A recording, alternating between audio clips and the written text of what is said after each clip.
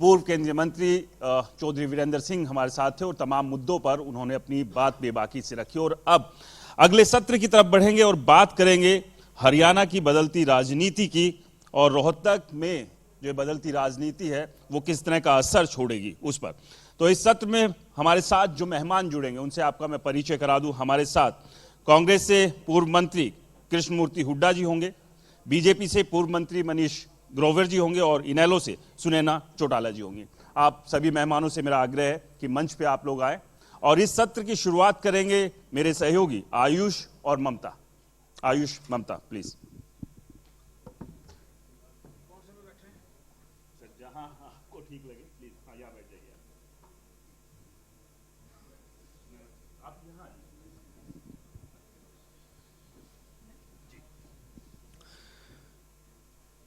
तो शुक्रिया राज।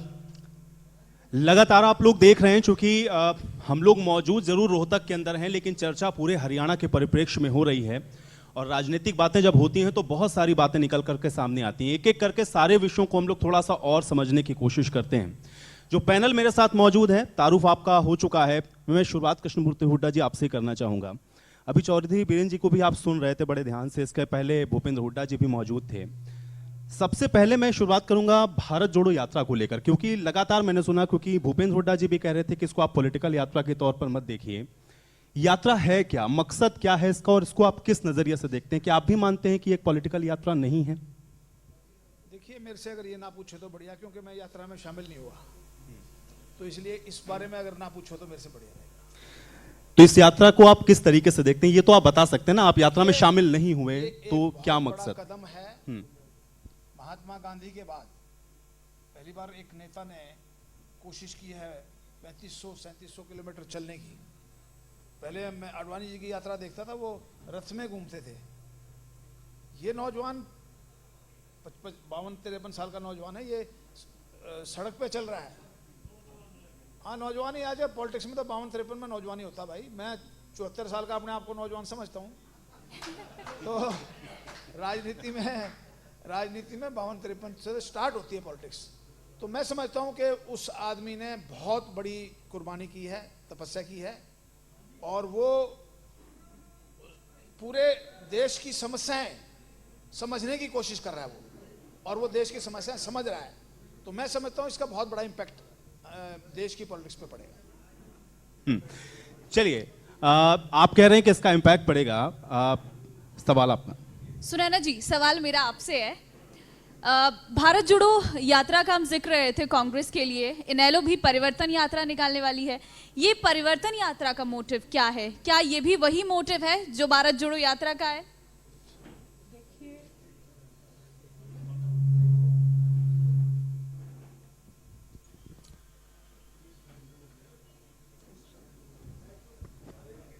तो चलिए, चर्चा हम लोग लगातार कर रहे हैं और चूंकि इस चर्चा में आप देख रहे हैं, क्योंकि जो मेहमान हमारे साथ मौजूद थे, अब मनीष जी भी हमारे बीच आ चुके हैं, तो मनीष जी के साथ भी हम लोग चर्चा करेंगे। लेकिन नैना जी से आपका सवाल था, तो मैं चाह रहा हूं कि मैम आप पहले कंटिन्यू करें। देखिए, जब जब जो गवर्नमेंट रूलिंग पार्टी में है, जो पार्टी उसके खिलाफ या उसके किसी कार्य के प्रति अगर जनता खुश नहीं है,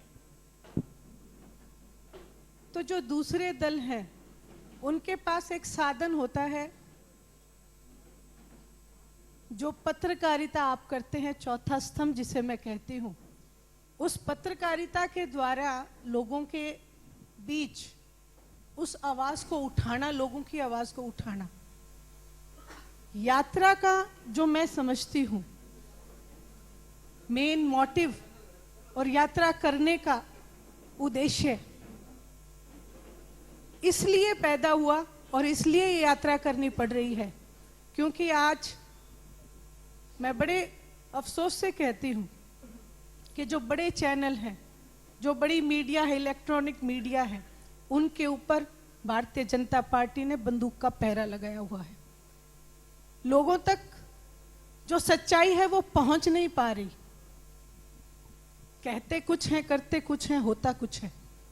इसलिए इन तमाम चीजों को एक आम जनता तक ले जाने का साधन जो है इंडियन नेशनल लोकदल परिवर्तन रैली के माध्यम से, परिवर्तन यात्रा के माध्यम से जन जन तक, गांव गांव तक जो कार्य इंडियन नेशनल लोकदल ने अपने राज के समय किए, उनको तुलनात्मक तरीके से लोगों के बीच में लेके जाएगी। भारतीय जनता पार्टी के सच को ले जाके लोगों के बीच में उजागर करने का काम करेगी। यही एक मुद्दा और यही एक उद्देश्य है। ये कितना असर दिखाएगी वो तो वक्त बताएगा, क्योंकि एक तरफ भारत जोड़ो चल रही है, एक तरफ परिवर्तन यात्रा चल रही है। मनीष जी, क्या कहेंगे इन दोनों यात्राओं पर? इनेलो परिवर्तन यात्रा निकाल रही है, कांग्रेस भारत जोड़ो यात्रा निकाल रही है। लोकतंत्र है, अपने अपनी पार्टी का एजेंडा है, सबको करने का हक है, परंतु जनता तय करती है। जनता के पास ताकत है, जनता भगवान है, जो कि जिन्होंने पहले राज किया वो जनता सच समझती है। जो अभी एक यात्रा आपने कही कि एक यात्रा भारत जोड़ो की है, भारत कमजोर कहाँ है? मैं आपके चैनल के माध्यम से पूछना चाहता हूं, भारत इस समय कहाँ कमजोर है? भारत तो इस समय कन्याकुमारी से लेकर कश्मीर तक मजबूत है। कहीं आज आपको नक्सलवादी नजर नहीं आते, कहीं आपको आतंकवादी नजर नहीं आते, हमारी सारी सीमाएं आज सुरक्षित हैं। तो कौन सा भारत जोड़ने की बात कर रहे हैं? भारत को कमजोर किसने किया? भारत को कमजोर करने वाले कौन थे? जो आज यात्रा निकाल रहे हैं उनके परनाना थे। कश्मीर में और एक देश में दो निशान, एक देश में दो प्रधान, एक देश में दो झंडे किसने दिए? आपके परनाना ने। कश्मीर से लाखों हिंदू मारे गए, किसकी वजह से मारे गए? आपके परनाना की वजह से।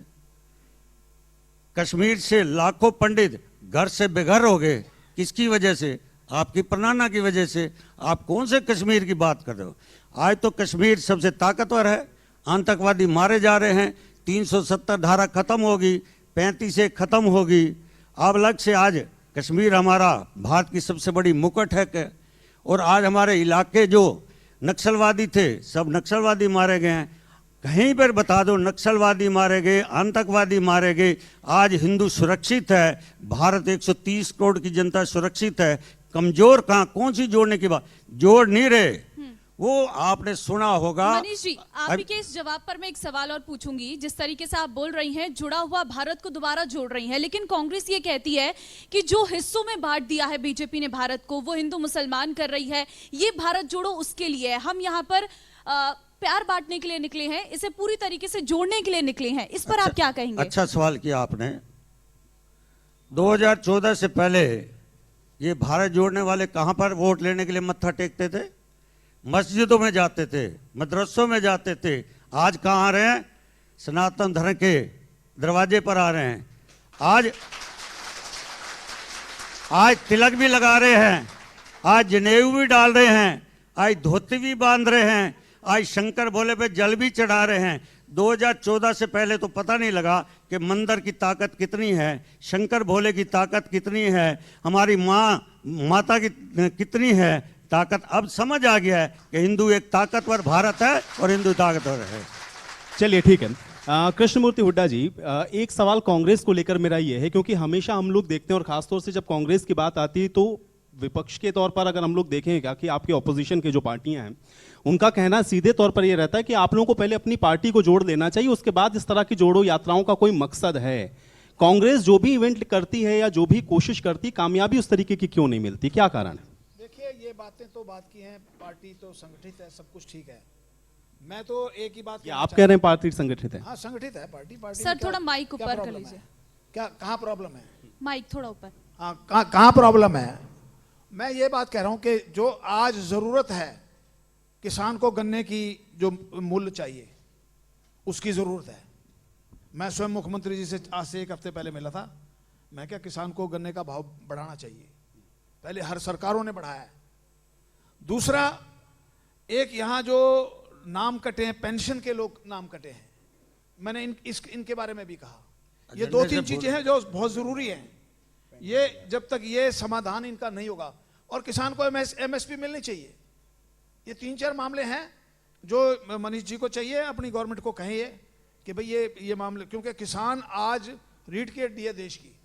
आप अगर किसान की बात को आप हल्के में लेंगे तो आने वाले टाइम बड़ा खराब होगा।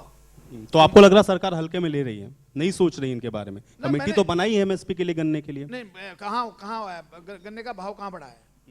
एमएसपी हम कह रहे हैं कि एमएसपी बढ़ाई जाए, क्योंकि इन्होंने, मोदी जी ने कहा था कि इलेक्शन से पहले भी कहा था, इन्होंने कहा था कि हम एमएसपी बढ़ाएंगे, हम एमएसपी देंगे, एमएसपी के भाव से सारी फसलों का रेट देंगे, लेकिन वो अभी तक नहीं किया। मुख्यमंत्री तो कहते हैं कि हरियाणा में तो सबसे ज्यादा फसलें हैं जो कि एमएसपी पे खरीदी जाती नहीं है। ली जा रही है। कौन कह रहा ली जा रही है एमएसपी? मुख्यमंत्री कहते हैं। नहीं, अभी तक बहुत कुछ पे ली जा रही है, कुछ पे नहीं ली जा रही है, अभी बहुत सी रह रही है। अन्य प्रदेशों से फिर भी तुलना करेंगे तो यहाँ पर सबसे सर्वाधिक फसलें हैं जो एमएसपी पे खरीद रहे हैं। किसान आंदोलन कर रहा है आज, किसी शुगर मिल के आगे चले जाओ, किसान आंदोलन कर रहा है गन्ने के भाव को लेके। तो किसानों की जो समस्या है उनको हल्के में नहीं लेना चाहिए, उनको उनकी बात सुननी चाहिए और किसानों को पूरा भाव देना चाहिए। सुनैना जी, आपसे सवाल मेरा ये है, चूंकि अभी इसके पहले आप यात्रा का जिक्र कर रही थी और आपने ये माना कि यात्रा के जरिए लोगों को जोड़ने का एक अच्छा प्रयास होता है। इंडियन नेशनल लोकदल के साथ कनेक्शन वैसा क्यों नहीं हो पा रहा है? क्यों जनता आपके साथ कनेक्ट नहीं हो पा रही है? अभी भूपेंद्र हुड्डा जी भी इसके पहले थे, वो भी कह रहे थे देखिए पार्टी तो हरियाणा के अंदर अगर आप देखेंगे तो मुकाबला बीजेपी कांग्रेस के बीच में ही, और जनता मन बना लेगी कि उसको क्या करना है। इंडियन नेशनल लोकदल को कैसे देखते हैं उसके बीच में आप? देखिए, सबसे पहले तो मैं आपको ये बताना चाहती हूँ कि इंडियन नेशनल लोकदल से ही आज लोग कनेक्टेड हैं, क्योंकि इंडियन नेशनल लोकदल आदरणीय चौधरी देवीलाल जी ने जिसकी नींव रखी है, और वो एक ऐसे नेता हैं जो किसान मसीहा के रूप में हमेशा माने गए। आज किसान को, कमेरे को, महिलाओं को, हर किसी को अगर आप पूछोगे, जितनी जन कल्याण की नीतियां इंडियन नेशनल लोकदल ने दी हैं, मैं तो कहूंगी सारी की सारी, उतनी किसी भी गवर्नमेंट ने आज तक नहीं दी। जहां तक आपने कहा कि भूपेंद्र सिंह जी हुड्डा ने बीजेपी को और खुद को मुकाबले में पाया, तो मैं सबको याद कराना चाहूंगी, भूपेंद्र सिंह जी हुड्डा ने तो एलनाबाद में भी बीजेपी के साथ मित्रता का धर्म निभाया, लेकिन वहां जीत किसकी हुई ये आप सबके सामने मुझे कहने की जरूरत। वो तो आपकी सीट थी ना, और आपने किसान आंदोलन के दौरान छोड़ी थी। देखिए, पूरा हरियाणा प्रदेश हमारा है, पूरा हरियाणा प्रदेश के जनक आदरणीय चौधरी देवीलाल जी सीट तो वही थी ना हैं। सुनैना जी आपके पास? सीट वो थी, सीट वो है, और एक यही मैं समझना चाह रहा हूं ना, ऐसा क्या हुआ कि आप एक समय सत्ता में थे लेकिन अब एक सीट पर सिमट गए? इसीलिए तो मैं पूछ रहा हूं कनेक्शन क्यों नहीं है? बिल्कुल कनेक्शन है, लेकिन जो पिछले चुनाव का अगर आप देखेंगे, जब भारतीय जनता पार्टी अपने आप को कहती थी कि हम पूरे बहुमत से आएंगे, ऐसे में Bharatiya Janata party 10 seat JJP की लेके, निर्दलियों को लेके फिर सरकार बना पाई है। कनेक्शन तो लोगों का था, कनेक्शन लोगों सिर्फ ये चाहते थे कि भारतीय जनता पार्टी सत्ता से बाहर हो, और वो कैसे हो, इसलिए उन्होंने उस समय हमारी पार्टी में एक फूट का हमने बहुत बड़ा सामना किया था। उसको लेके लोगों के मन में जो थी बात, वो समझ नहीं पाए कि हमें किस ओर जाना है, इसलिए ये सिचुएशन आई। लेकिन आने वाले चुनावों में आप देखेंगे कि पूरे हरियाणा प्रदेश में इंडियन नेशनल लोकदल पूरे बहुमत के साथ आएगी। मैं बीच में आपके एक बात मैं यहाँ जरूर कहना चाहूंगी, मुझसे बहुत बड़े हैं, आदरणीय हैं, हुड्डा साहब भी बैठे हैं, मनीष ग्रोवर जी बैठे हैं, रूलिंग पार्टी में हैं। अभी आप सबने एक बात के ऊपर बड़ी ताली बजाई थी कि हिंदुत्व के ऊपर। ये हिंदुस्तान है और इसकी शोभा है हिंदू, मुस्लिम, सिख, ईसाई, हम सब हैं भाई भाई। इसको बांटने की कोशिश ना करें, इनका साथ इस बात में मत दें। बेशक चाहे आप विकास के मुद्दों में कहीं वोट दें, लेकिन हिंदुस्तान को बांटने में भारतीय जनता पार्टी का साथ ना दे, मेरी आपसे विनती है। चलिए आपने बहुत बड़ी बात कही मनीष जी से, मैं इसका जवाब भी लूंगा, लेकिन मनीष जी इसके साथ ही मेरा सवाल है, आप सुनैना जी की बात का भी जवाब दीजिएगा। दूसरा ये है, भूपेंद्र हुड्डा जी अभी चैलेंज करके गए, उन्होंने कहा कि आप पूछ लीजिए सरकार के जो नुमाइंदे आ रहे हैं उनसे आप ये पूछिए कि 8 साल में आपने क्या किया है, कोई 2-3 काम आप बता दीजिए। कह रहे हैं हम जहां से छोड़ के गए थे उससे और पीछे आप प्रदेश को लेकर चले गए, बेरोजगारी को लेकर वो लगातार निशाना साध रहे हैं। कहां छोड़ा आपने हरियाणा को और क्या किया आपकी सरकार ने 8 साल में, उनका 8 सवाल। साल के अंदर हमने हरियाणा के 2.5 करोड़ जनता को सुरक्षित रखा हुआ है। चौधरी भूपेंद्र हुड्डा की सरकार में भी ना यहाँ व्यापारी सुरक्षित था, ना कर्मचारी को सुरक्षित था, ना कोई किसान सुरक्षित था, नौजवान रोडों पर रहते थे, अर्धसैनिक लगातार इसी प्रांगण के बाहर लगातार 5 साल उनकी सरकार में अर्धनंगन प्रदर्शन करते थे। इसलिए आज 8 साल के अंदर हम गारंटी ले सकते हैं कि हमने 2.5 करोड़ जनता को सुरक्षित रखा। सबसे एक बड़ा काम ये है हमारा। लेकिन सर अभी कुछ समय पहले यही स्थानीय लोगों का ये कहना था, रोहतक की मैं बात बता रही हूँ, 1 महीने के अंदर 4 से 5 मर्डर हुए हैं, ये कितनी सुरक्षा है? आप जिस एंगल पे ले जा रहे हैं उस एंगल से मैं आउट के जा रहा हूँ। एक सरकार है वो जो सरकार के प्रतिनिधि बैठे हों, वो जबरदस्ती लोगों की संपत्तियां खाली करवाते हो, एक इसको गुंडागर्दी कहते हैं। एक होता है कि किसी की जाके फिरौती मंगवाना, वो पॉलिटिकल लोगों का हाथ होता है, एक ये गुंडागर्दी। एक उद्योगपतियों से, व्यापारियों से जाकर, पॉलिटिकल लोग जाकर उनसे अपनी ताकत दिखाकर उनसे पैसा मांगना, एक ये गुंडागर्दी है। गुंडागर्दी में तोलना करें। अभी हमारी छोटी बहन बैठी है, कह रहे कि हमारी सरकार में बहुत काम किए। जब यहाँ रोहतक है, आज कृष्णमूर्ति हुड्डा जी बोल नहीं रहे, जब पहले से बोलते थे, यहाँ जेल में बैठकर लोगों से रोहतक से फिरौतियाँ मंगाई जाती थी। जैसे उस समय का काल शायद आपको पता नहीं, उस समय शायद मीडिया नहीं दिखाता था। और 8 साल के अंदर, 10 साल के अंदर चौधरी भूपेंद्र हुड्डा के टाइम में कितनी लोगों की संपत्तियाँ खाली करवाई गई, कितनी लोगों के साथ गुंडागर्दी की गई। अब मैं कह सकता हूँ रातों रात दुकान को तोड़ दिए जाते थे, तोड़कर ताकत में बैठे हुए लोग, उस समय के एमएलए मंत्री जमीनें खाली करवाते थे। और मैं कह रहा हूँ उस समय का मुख्यमंत्री जो 10 साल कांग्रेस में रहा, अपने घर के बाहर के लोगों की जो किराए पे बैठे थे उनका सामान भी रोड पे फेंक दिया और बेचारे की डेथ हो गई। ये स्थिति थी हमारे काल में। एक भी घटना कोई पॉलिटिकल आदमी की, एक भी घटना। मनीष जी, लेकिन इसी से जुड़ा हुआ सवाल ये, अगर आप ये कह रहे हैं कि आपकी योजनाएं या फिर आप जनता के हित में इतने काम कर रहे हैं, ये विरोध प्रदर्शन क्यों होते रहते हैं? अभी गन्ना किसान देखिए एमएसपी को लेकर के परेशान, कोई विरोध नहीं है। पीपीपी को लेकर के कितनी परेशानी आ रही है लोगों को। मेरे पास महकमा रहा है, 1 नवंबर 1966 हरियाणा बना है। कोऑपरेटिव मिले, किसानों की मिले हैं, रहेंगी, परंतु जिस तरह किसानों के लिए पिछली सरकारों को योजना नहीं बनाई, 8 साल के अंदर माननीय मुख्यमंत्री जी ने पानीपत के अंदर 5000 TCD की मिल लगाई है, जिसके मैंने अपने हाथों से फाइल से साइन किए हैं। आज 75 लाख क्विंटल गन्ना, 75 लाख क्विंटल गन्ना आज पानीपत मिल क्रैशिंग कर रही है। रोहतक में आ रहा हूं, रोहतक शुगर मिल लगी, चौधरी भूपेंद्र हुड्डा के टाइम में लगी, 3 साल वो मिल चली नहीं। 3 साल जो गन्ना था रस वो नाले में बह गया। 3 साल इतनी संपत्ति का नुकसान हुआ। करनाल मैंने अपने हाथों से मिल की कैपेसिटी बढ़ाई है। शाहबाद एथेनॉल का प्लांट, आज एथेनॉल हमारी सबसे ज्यादा। मेरे समय में जब ये कोऑपरेटिव शुगर मेरे हाथ में दी, 2500 करोड़ का कर्जा था, 2500 करोड़ का।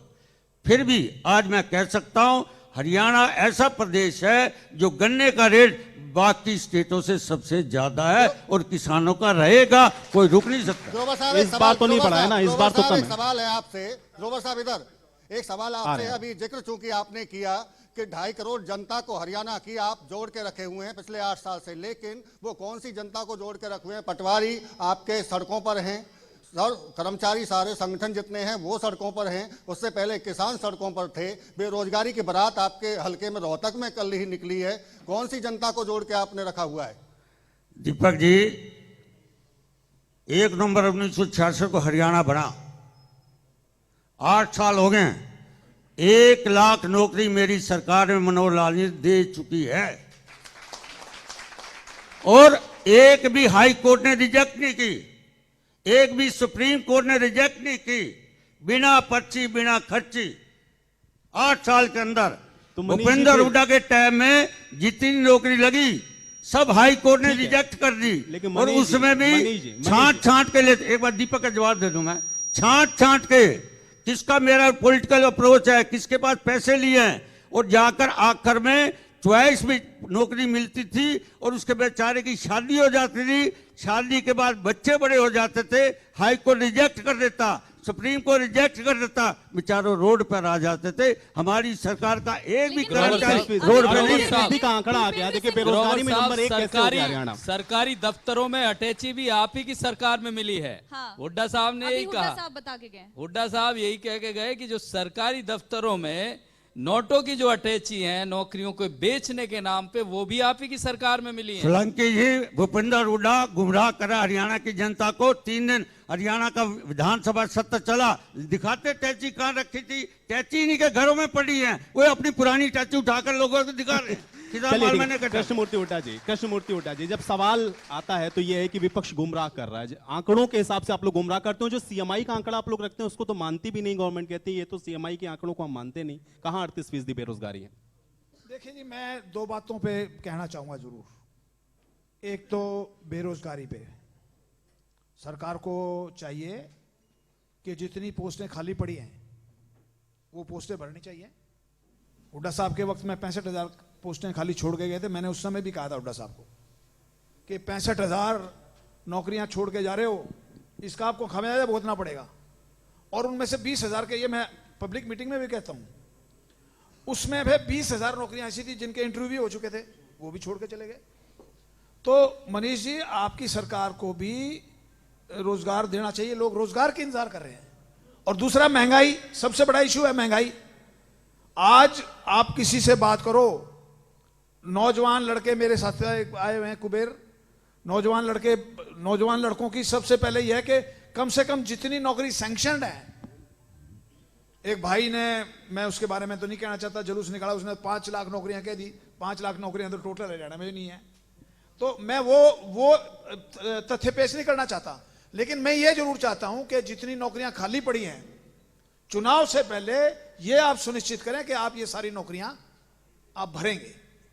और दूसरा, महंगाई पे बड़ी गरीब आदमी बहुत दुखी है। आप महंगाई, क्योंकि आपकी नजर भी उस गरीब वोट बैंक पे, क्योंकि गरीब को आप राशन दे रहे हैं, आप उनको थोड़ा सा महंगाई से और अगर राहत देंगे तो आपके लिए फायदा रहेगा। ये महंगाई और बेरोजगारी, ये 2 बहुत बड़ी चीजें हैं। राहुल गांधी भी इन्हीं के बारे में बोल रहा है। अगर राहुल गांधी इनको मेन इशू बना रहा है तो वो इशूलेस हो जाएगा अगर ये 2 बातें आप कर दोगे तो। चलिए, मुझे लगता है कि बहुत बड़ा हिंट दिया मनीष जी, उस पर कैसे काम करते हैं मैं बड़े देखूंगा। हैं हुड्डा साहब, आपके ग्रोवर साहब। सुनैना जी, एक चीज और मैं थोड़ा सा इसी को आगे बढ़ाते हुए, क्योंकि विपक्ष जब भी इस तरह की बात कहता है, एक तो आंकड़ों को लेकर के सवाल है। सर आ रहा है, एक सवाल लेता हूं, 1 सेकंड। सर आ रहे हैं, आप धैर्य रखिए।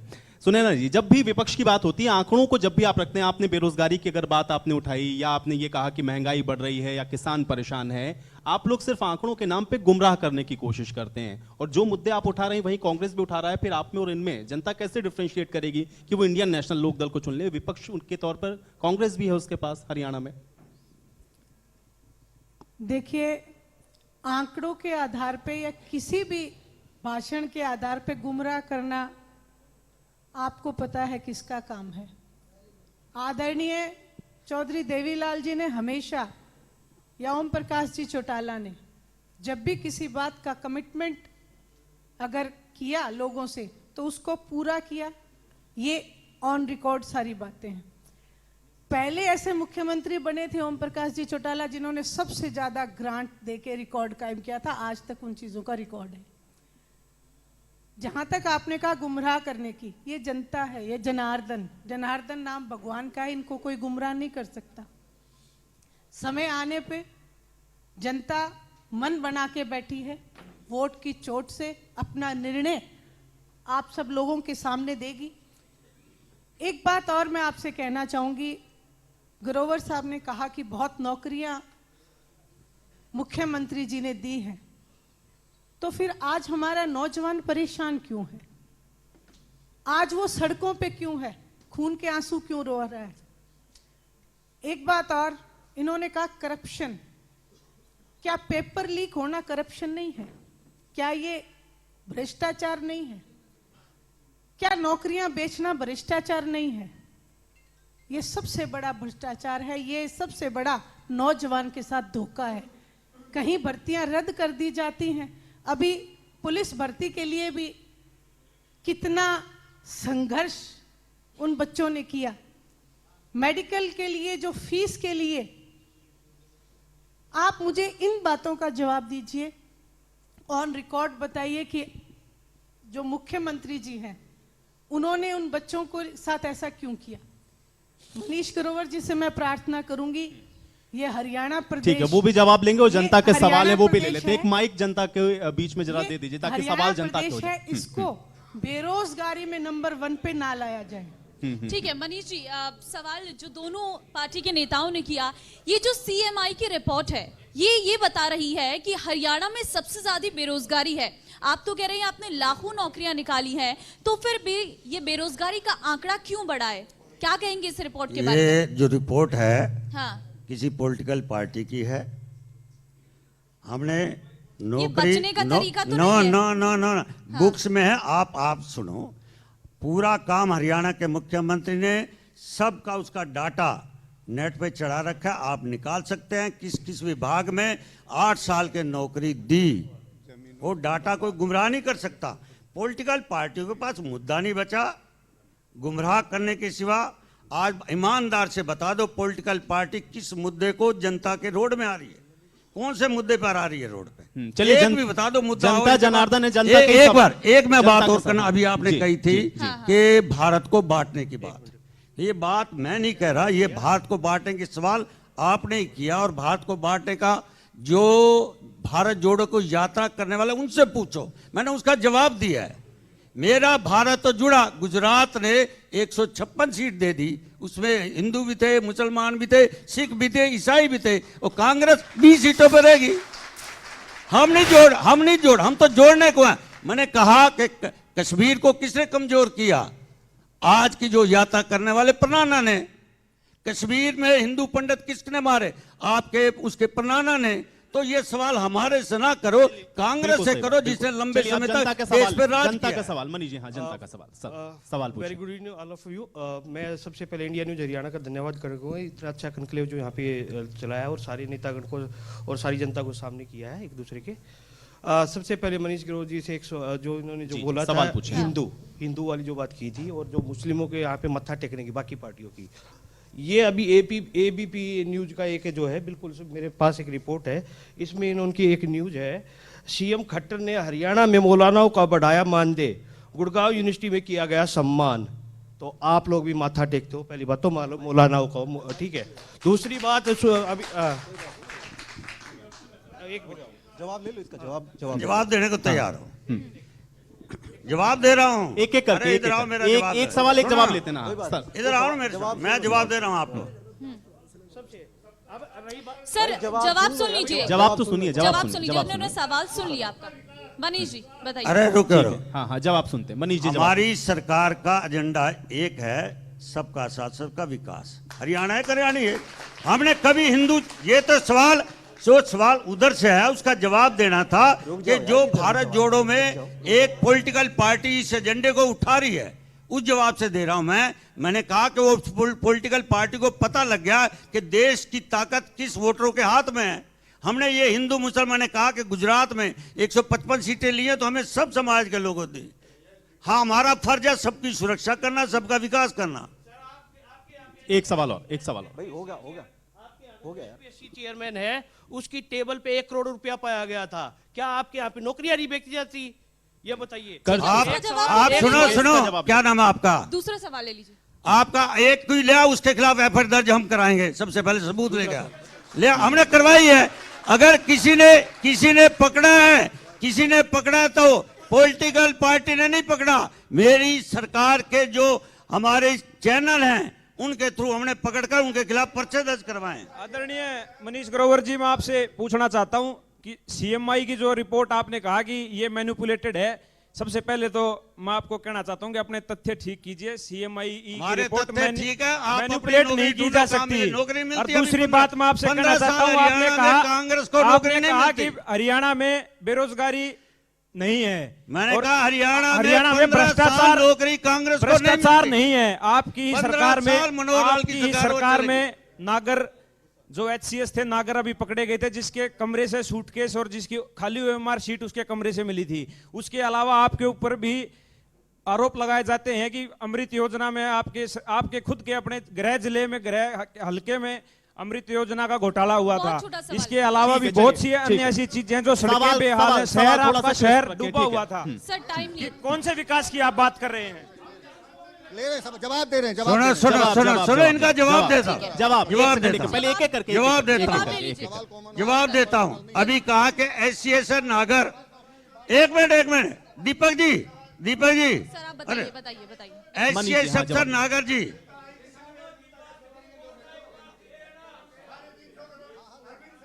मनीष जी अब आप अरे भाई बैठो ना, अरे बोलो, बैठ जाओ। आपने कहा कि नागर HCS अफसर है, क्या चौधरी भूपिंदर सिंह हुड्डा ने पकड़ाया था क्या? हमारी सरकार की जो एजेंसियां थी उन्होंने पकड़ा और उनके पकड़े गए, उनके खिलाफ कार्रवाई करी। क्या आपकी सरकार में कोई कार्रवाई हुई? आपकी सरकार में कार्रवाई हुई? हमने पकड़ा, हम हमारी सरकार साफ सुथरी, कोई भी भ्रष्टाचार करेगा वो जेल में जाएगा ठीक और है। आपका नेता भी जेल में जाने वाला है। मनीष गिरोवर साहब, विरोध एक सवाल बटिया का है। एक अंतिम सवाल ले लेते हैं। चलिए। दीपक जी, नया सवाल बताइए।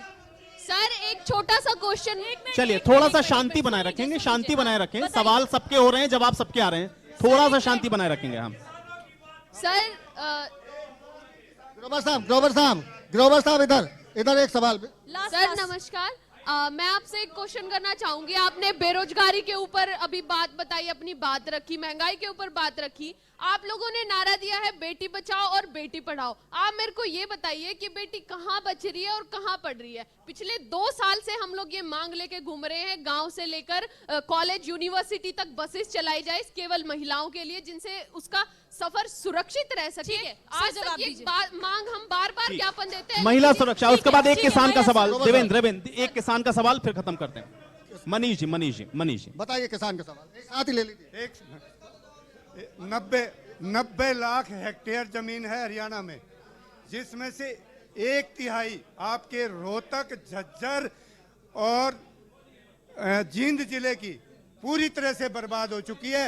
आप लोगों ने संसद में ये बोला था, इसमें विधानसभा में बोला था कि हम पंप लगा के लिफ्टिंग करा के पानी जल भराव की ठीक है, समस्या है, चलिए, जल बहुत भराव की जल्दी से समस्या है। जवाब, आप बताइए जवाब। जल्दी से सवाल क्या है? सर जी, आप शांति रखें, आप शांति रखें। इसके बाद ले लेंगे आपका चौटाला सवाल, पहले सरकार जवाब मिल जाए। चौटाला सरकार में जेल में आड़ा मंथली मांगया करता कर संते चाहू और कांग्रेस अपना सवाल कीजिए, राजनीति मत करिए। राजनीति नहीं, राजनीति से सवाल खुद का क्या है? कांग्रेस में किसानों को मतलब 1100 रुपये बाजरा था। किसानों ये राजनीतिक सवाल है। वो ठीक देते हैं है, जवाब देने के। MSP नहीं मिल रहा, किसान परेशान है। चलिए ठीक है, ग्रोवर साहब, जवाब होने दो, मनीष जवाब जी जवाब। जवाब होने दो, ठीक है, मनीष जी जवाब दीजिए। जवाब दीजिए। जवाब देने दो पहले। अभी बेटी हमारी कह रही थी कि हमारे यहाँ बेटी को लिए क्या क्या काम किया। अगर आंकड़ा आपने देखा हो तो जब देश के प्रधानमंत्री जी पानीपत में आए थे, बेटी बचाओ बेटी पढ़ाओ, उस समय की नंबर और वर्तमान में नंबर देख लो, आज बेटियों की संख्या हमारी कितनी बड़ी है। और इसके साथ साथ आज हमने गांव में हो, शहर में हो, कॉलेज हो, यूनिवर्सिटी हो, सबसे ज्यादा हमारी बस की सवारी चलती है। अगर फिर भी रिक्वायरमेंट है उसकी हम बसों की सवारी और ठीक है, बढ़ा बहुत सकते बड़ा हैं। आश्वासन दिया है कि अगर और जरूरत होगी तो और बसेस चलाई जाएंगी ताकि महिला सुरक्षित रह सके। तो बहुत सारे सवाल है, कानून व्यवस्था और विपक्ष पर भी तमाम सवाल उठाए गए। फिलहाल यह वक्त एक छोटे से ब्रेक का हो रहा है। ब्रेक